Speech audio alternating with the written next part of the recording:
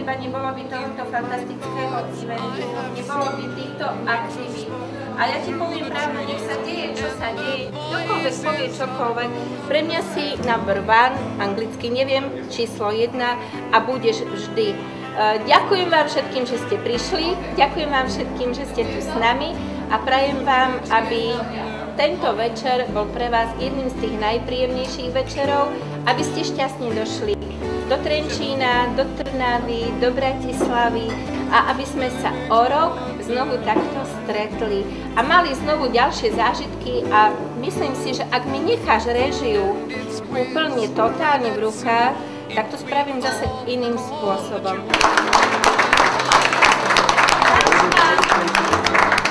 Musím poopraviť tvrdenie Elku Kurky, lebo není to, že to není o nej, ale je to v prvom rade o nej, pretože je to vždy o ľuďoch, ktorí sa chytia roboty, ktorú majú robiť, či už sú to ľudia, ktorí tu pripravujú eventy v mestách.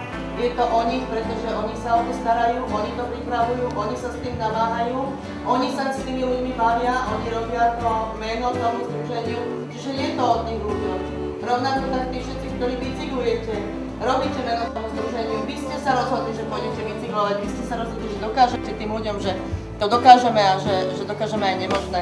Takisto všetci tí, ktorí nás podporujú, je to zase len o tých ľuďoch, ktorí sa rozhodli, že nás prídu podporiť a ukázať tak, že ak by bol akýkoľvek problém, že tak sú tu a dokážu nám pomôcť.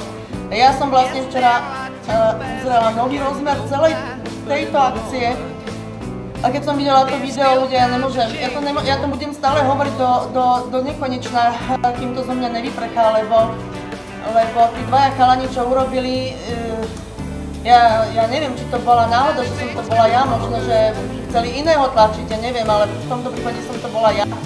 A Ivan a Miško, kde je? Miško? Tam je, vidíte. Tak proste oni dvaja ma dotlačili, doslova do písmena ma dotlačili, aby som ja za výzvu vyšla. Poďte si sáskať medzi nás. Toto je sem za tým človekom tak umožnil, aby sme si z tohoto hotela zvedeli rodinné sídlo. A sme sú ubytovaní druhú noc. V podstate včera sme boli v Žiline, ja som vám to povedala, neboli sme v Slovačke, ale boli sme v Žiline. To je napríklad ten zázrak, ktorý nám umožnil tento pán riaditeľ a majiteľ.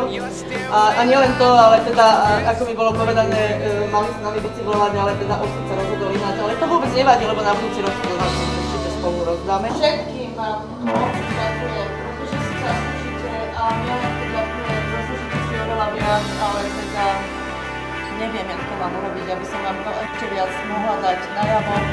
Ja vás mám strašne rada, ja vás veľmi všetkých ľúbim, aj keď to možno nedávam všetci najavo, ale srdečku vás mám. A aj vás ľúbim! Aj vás! Takže ja by som si možno, že prijala, aby sa ten ľudský rozmer, ktorý vznikol počas tejto akcie, aby sa to rozširovalo ďalej. A aby to nezostalo len v tejto komunite, ale aby to išlo von, aby to išlo po verejnosti a aby sa to proste šírilo. Aby to nebolo len o tom, že my sme si išli zabicyklovať.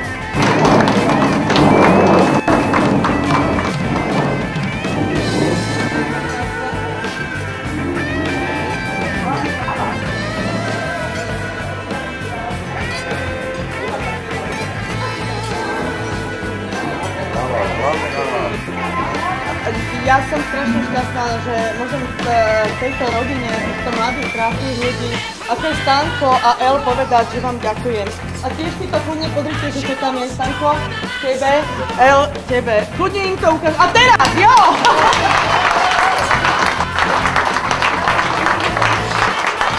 Ja ďakujem veľmi, všetkým